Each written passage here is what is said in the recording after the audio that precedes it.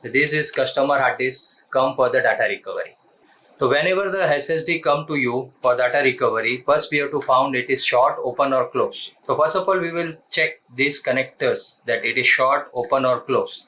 So when we connect this with the ampere meter, it will show the ampere consumption, how many it consumes.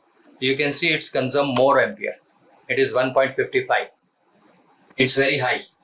So there may be some shorting inside. That's why it's taking lot ampere. We buy some donor. This we buy donor from the market, because if any small component is not found, we buy the donor. We have to find which component is short.